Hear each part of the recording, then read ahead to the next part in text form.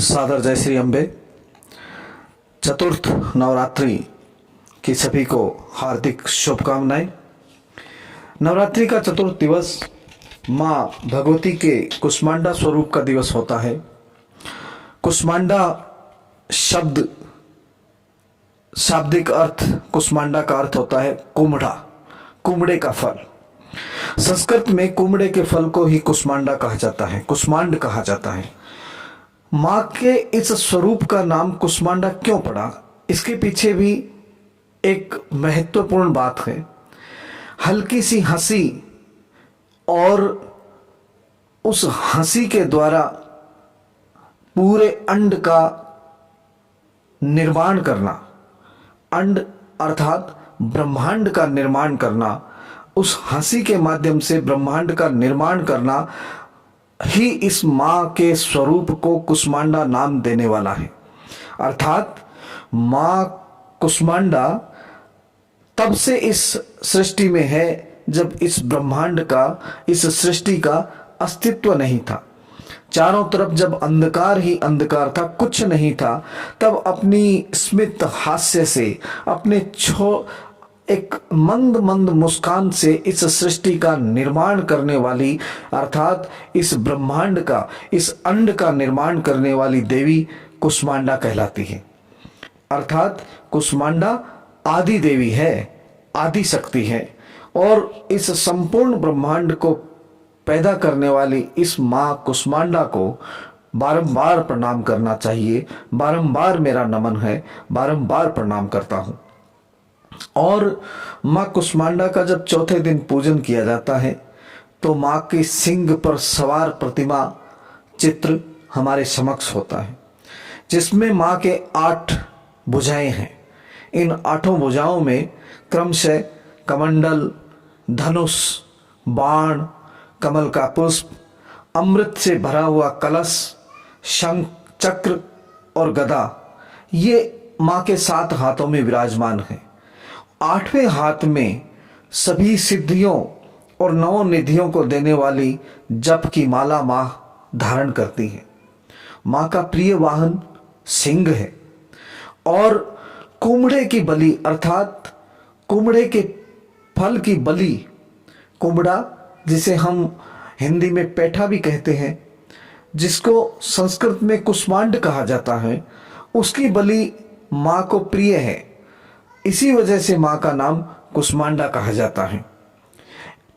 मां के इस स्वरूप का ध्यान करने से पहले हमें यह भी ध्यान होना चाहिए कि कुष्मांडा देवी सूर्य लोक के भीतर रहती है और सूर्य लोक के भीतर रहने की क्षमता केवल मात्र इसी देवी में है और वहीं से इनकी दैदीप्यमान किरणें, वहीं से इनकी प्रभा चारों दिशाओं, चारों नहीं 8 दिशाओं, और 8 दिशाओं नहीं 10 दिशाओं को आलोकित करती है। ब्रह्मांड की सभी वस्तुओं में और प्राणियों में मां के इसी स्वरूप का तेज व्याप्त है। धीर, गंभीर और शांत मन से, मन में चंचलता बिल्कुल नहीं होनी चाहिए। अचंचल मन से और पवित्रता को धारण करते हुए नवरात्रि के चौथे दिन मां के इस स्वरूप की पूजा आराधना करने का विधान है। मां के इस स्वरूप की पूजा करने से मनुष्य का, साधक का या भक्त का सभी रोगों से मुक्ति मिलती है। तमाम तरह के शोक जो होते हैं, दुख जो होते हैं, उनसे मुक्ति प्राप्त होती है और मनुष्य को आयु, यश, बल, पराक्रम और आरोग्य प्राप्त होता है। मां इस स्वरूप में पूजन से बहुत कम समय में, अल्प समय में ही प्रसन्न होती है और भक्त को आशीर्वाद देती है। तो अर्थात मां के इस स्वरूप को भजने से मां की प्राप्ति बड़ी सुगमता से हो जाती है।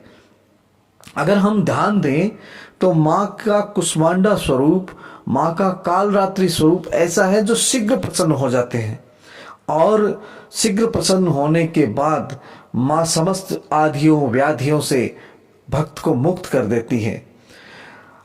इस दिन का साधकों के जीवन में भी बड़ा महत्वपूर्ण दिन है यह चौथा नवरात्रा।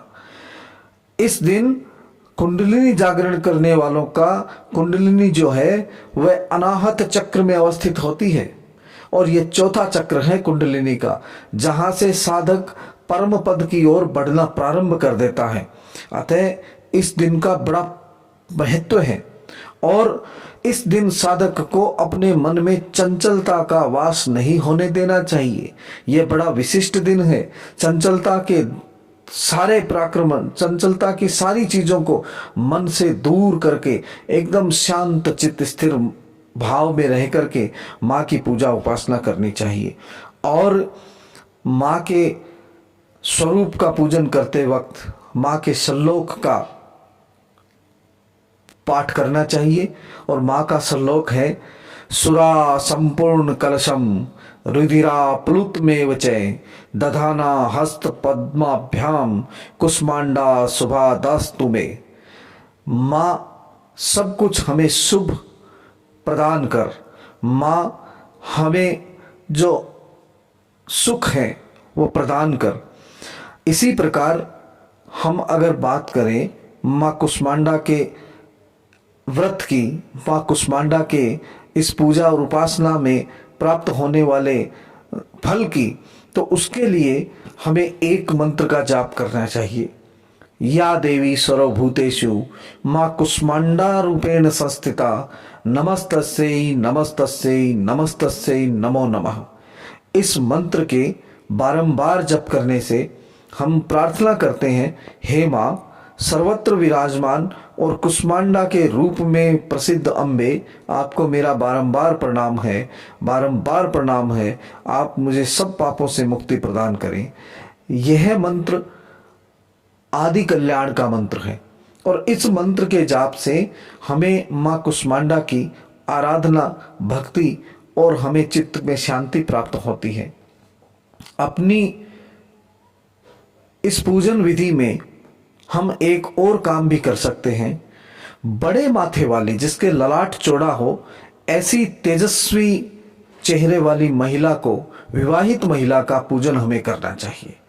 जिसका ललाट चौड़ा हो, गौर वर्ण हो और जिसके चेहरे पे तेज चमकता हो, ऐसी विवाहित महिला का संभव हो तो चौथे नवरात्रे के दिन हमें पूजन करना चाहिए, और उन्हें भोजन में दही और हलवा खिलाना श्रेयस्कर होता है। फल और सूखे मेवों और सौभाग्यदायिनी जो सामान होते हैं, चूड़ी, कंघा, मेहंदी, रोली, मोली, सुरंगी वस्त्र, यह समस्त हमें उस तेजस्विनी महिला को भेंट करना चाहिए, जिससे माताजी प्रसन्न होती है और हमें मनवांछित फलों की प्राप्ति होती है। माँ कुष्मांडा के इस स्वरूप का पूजन करने के बाद, चतुर्थ नवरात्रि संपूर्ण होने के बाद पंचम नवरात्रि आती है, और हम अगली कड़ी में पंचम नवरात्रि की कथा सुनेंगे। तब तक जय मां अम्बे, जय मां अम्बे, जय मां अम्बे।